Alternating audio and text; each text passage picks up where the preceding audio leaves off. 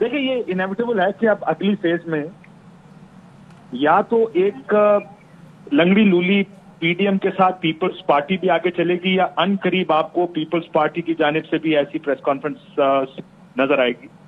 ANP ने जो, अगर आपने उनकी गुफ्तगू सुनी हो अमीर हैदर होती की, वो बड़े क्लियरली उन्होंने कहा कि उनको शो कॉज देने का इख्तियार सिर्फ असफंदियार वली को है। यही बात पीपल्स पार्टी कह रहे हैं कि किस कानून या किस वजह से पीडीएम ने उनको शो कॉज दिया। देखिए, जब इत्तेहाद बनते हैं, इत्तेहादों में बहुत से मसाइल भी होते हैं, उनमें बहुत सी चीजों पर डेडलॉक्स होते हैं, स्ट्रैटेजी पे बहुत से डिफरेंसेस होते हैं। मियां साहब ने तमाम एपीडीएम को इस चीज पर कायल किया और कुछ दिनों बाद मियां साहब भी पीपल्स पार्टी की जो स्ट्रैटेजी थी उसके कायल हो गए। तो ये जब इत्तेहाद बनते हैं उसमें बहुत से फैसले आते हैं, बहुत सी जगहों पर कुछ स्ट्रीमलाइनिंग करनी पड़ती है, जब चीजें देखकर, हालात देखकर फैसले करने पड़ते हैं, कुछ फैसले तब्दील करने पड़ते हैं, कुछ फैसलों को सॉफ्ट करना पड़ता है। तो काशिफ साहब, ये जो अगर हम एएनपी के फैसले की बात करें तो ये क्या एक रिएक्टिव डिसीजन है कि just because they are hurt तो उन्होंने कहा कि जी हमें अलग हो जाना चाहिए, या फिर ये स्ट्रेटेजिक डिसीजन दिखाई देता है आपको?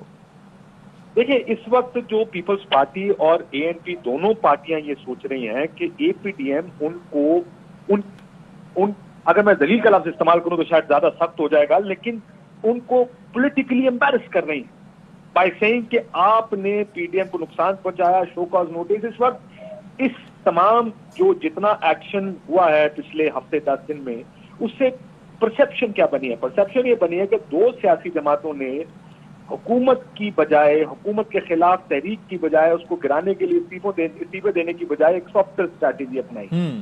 सो परसेप्शन में इन दोनों सियासी जमातों की सियासी साख को वाकई नुकसान पहुंच रहा है और पहुंचेगा भी। अब दोनों सियासी जमातों को ये फैसले करने होंगे कि क्या वो इस एम्बैरसमेंट के साथ दोबारा पीडीएम की तरफ जाएंगे, अपने आप को एक्सप्लेन करेंगे, क्योंकि वो जो फैसले कर सकते थे वो फैसले कर चुके हैं। अब उनको आगे ये देखना है कि ये लड़ाई क्या बढ़ेगी, will this become a very noisy divorce. अलहदगी का प्रोसेस तो हो चुका है, लेकिन क्या ये डिवोर्स बनेगा या सिर्फ अलहदगी तक रहेगा? अगले चंद दिनों में पीपल्स पार्टी को भी ये सख्त फैसला अगले दो, लेकिन काशिफ अब्बासी साहब, दोनों जमातों के स्टेक्स मुख्तलिफ हैं। एक की रस्मी जो है वो असेंबली में एक प्रेजेंस है, एएनपी की एक नशिस्त है, पीपल्स पार्टी फिर भी स्टेक्स रखती है, तो दोनों के फैसलों में जाहिर है इन पहलुओं को भी मद्देनजर रखा जाएगा। देखिए, मसला ये नहीं है कि किसकी कितनी स्ट्रेंथ है, मसला यह है कि एपीडीएम के या पीडीएम के प्लेटफॉर्म पर जब सियासी जमातें जाती है बराबरी की हैसियत से जाती है। अगर अमीर हैदर होती को वाइस प्रेसिडेंट बनाया गया है तो इस वजह से नहीं बनाया गया कि सीट मौलाना साहब के पास कितनी सीटें हैं वो सदर है इस वक्त पीडीएम। एएनपी के पास एक नशिस्त है, वो नाइब सदर है इस वक्त, और तर्जुमान मियां इफ्तिखार साहब। तो ये नहीं होता किसी भी इत्तेहाद में। एक कभी शेख रशीद साहब ने प्रेस कॉन्फ्रेंस में कहा कि मैं 500 नाम दूंगा अगर सारी जमातों के कोई नाम बता दे। मतलब बहुत सी सियासी जमातें एक इकट्ठ होता है सियासी जमातों का, वो फिर स्ट्रैटेजी देखकर, हालात देखकर फैसले करती है। अच्छा। अगर किसी जगह पार्टियों को लगेगा कि उनको एम्बैरस किया जा रहा है या फैसले उन पर मुसल्लत किए जा रहे हैं, बहुत सी पार्टियां, बहुत सी सियासी जमातें इन फैसलों से एग्री नहीं करती होंगी और शायद स्ट्रैटेजी का डिफरेंस होगा। कल मैं कायरा साहब से बात कर रहा था या सुन रहा था उनको, उन्होंने कहा कि जनाब इसी जो चार्टर था पीडीएम का, उसमें वोट ऑफ नो कॉन्फिडेंस भी तो लिखा है।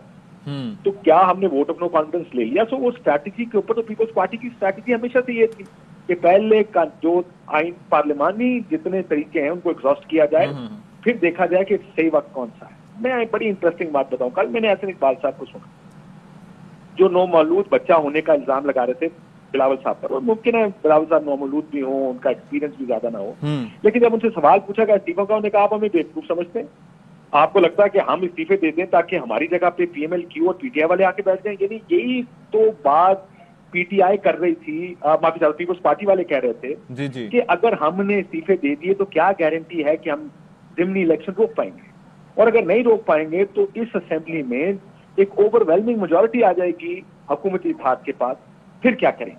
दिस इज समथिंग जो कि आपको कभी भी जब फैसला करते हैं, आप एक फैसला करते हैं, उसकी नेक्स्ट स्टेप को भी आपको हमेशा ज़हन में रखना पड़ता है। पीपल्स पार्टी चाहती थी कि इस स्टेप को ज़हन में रखा जाए।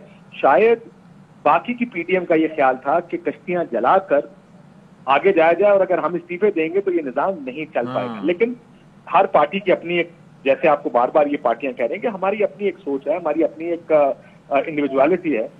लगता ऐसा है कि पीडीएम में मौलाना साहब और पीएमएलएन, उन दोनों के स्टेक्स बड़े डिफरेंट है। आपको ये याद रखना पड़ेगा कि फैसला साजी करते वक्त स्टेक्स को हमेशा ध्यान में रखें।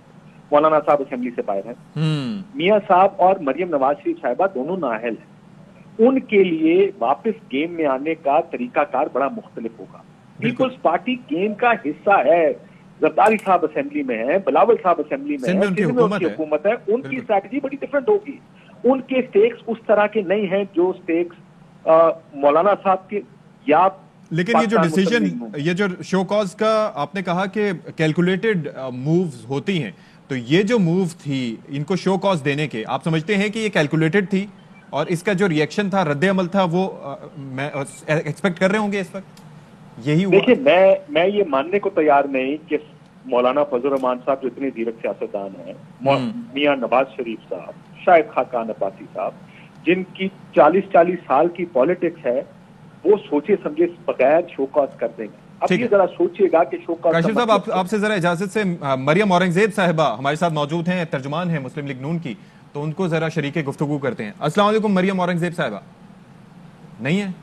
अच्छा जी, दोबारा उनसे राब्ता करने की कोशिश करते हैं। सर, आप जरा अपना जवाब कंप्लीट कर लीजिएगा।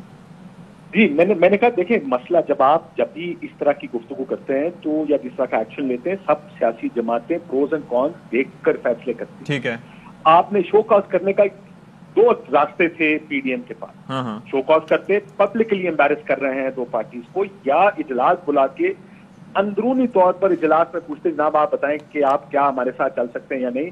और अगर वहां पर पीपल्स पार्टी कहती हम ये नहीं करेंगे, एएनपी कहती हम ऐसा नहीं करेंगे, फिर एक फैसला अंदर से आता, इजलास से, पीडीएम के इजलास से कोई फैसला होता। इन्होंने पब्लिकली एम्बैरेस करने का फैसला किया दोनों सियासी जमातों को। लेकिन काशिफ साहब, अगर हम इस पीडीएम के इत्तेहाद की बात करें तो यहां पर जाहिर है कि कोई भी फैसले सोच समझकर बजाहिर नजर आ रहे थे नहीं किए गए। मिसाल के तौर पर जो इलेक्शंस में लड़ने की बात हो रही थी, तो उसके अंदर पीपल्स पार्टी ने पहले ऐलान किया कि हम उनको मनाएंगे, बजाय इसके कि ये बात पहले पीडीएम के प्लेटफॉर्म पर की जाती। और उस पर फिर सवाल भी उठाए गए मरियम साहिबा से कि जी उन्होंने ये बात की, उन्होंने कहा अच्छा हम डिस्कस करेंगे। तो ये तो होता रहा है और गालिबन यही जो है वो एंड गेम की तरफ इसी वजह से बढ़े हैं ये। देखिए, पीडीएम के अंदर स्ट्रैटेजी में एक बुनियादी फ्लॉ ये था कि बहुत से फैसले दूसरी जमात पर प्रेशर डालने के लिए पब्लिकली पहले सुना दिए गए। दिसंबर में मरियम नवाज शरीफ साहिबा ने लाहौर में एक जलसे में आर या पार का नारा लगा दिया जी, और इस्तीफों पर अपनी जमात को कहा कि अगर हमारा कोई आदमी इस्तीफा नहीं देगा तो उसका घेराव किया जाएगा। 2 दिन बाद सरबराही इजलास था पीडीएम का। पीडीएम ने अब तक भी इस्तीफों का फैसला नहीं किया था। एक प्रेशर टैक्टिक थी मरियम नवाज शरीफ साहिबा, मुस्लिम लीग नून, और ये वही जलसा था जिसमें मरियम नवाज साहिबा और पीएमएलएन अपने गढ़ में बंदे जमा नहीं कर पाए थे। नहीं, ये उससे पहले, अभी बड़ा जलसा नहीं हुआ था, ये उससे पहले की बात है। अच्छा, ये उससे पहले वो जिस वक्त छोटे जलसे कर रही थी मरियम नवाज शरीफ साहिबा, उसके बाद इस्लामाबाद में 2 दिन बाद सरबराही इजलास था। अमूमन इस तरह के फैसले पहले सरबराही इजलास में हो जाते हैं, उसके बाद उनको पब्लिक किया जाता है। उन्होंने पहले, आपको याद होगा, मौलाना साहब ने एक इंटरव्यू में कह दिया अगर इस्तीफे ना दिए तो लॉन्ग मार्च का कोई फायदा नहीं होगा। यानी उन्होंने भी अपना माइंड पहले, और ये प्रेशर था पीपल्स पार्टी पर कि यहां पर आने से पहले इजलास में ये फैसला कर लें कि आपने इस्तीफे देने। पीपल्स पार्टी ने जाहिर है अपना जो फैसला करना था वो फैसला पहले बिलावल साहब सुना चुके थे। हमारा न्यूक्लियर ऑप्शन है, पहले पार्लियामेंट्री ऑप्शन एग्जॉस्ट करेंगे, फिर वक्त पड़ने पर यह आखिरी ऑप्शन होगा।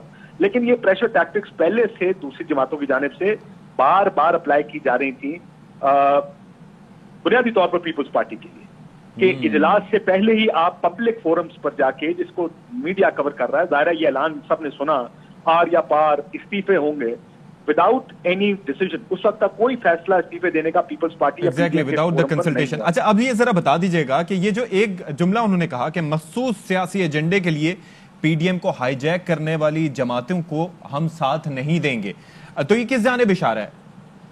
देखिए, इशारा तो बुनियादी तौर पर मुस्लिम लीग नून फॉलोड बाय जमीयत उलमा इस्लाम। अच्छा, देखिए एक बात याद रखिएगा, जेयूआई और एएनपी का डायरेक्ट मुकाबला है खैबर पख्तूनख्वा, ऐसा ही है, डायरेक्ट मुकाबला है केपी के बलूचिस्तान में। ये जमातें आपस में एक दूसरे के खिलाफ इलेक्शन लड़ती हैं। ये अलायंस में बैठे तो हैं, लेकिन इनकी फिलॉसफीज एक दूसरे से बिल्कुल मुतसादम है। एएनपी एक बड़ी लिबरल जमात है, मौलाना साहब मजहबी जमात है। दूसरी तरफ दूसरा याद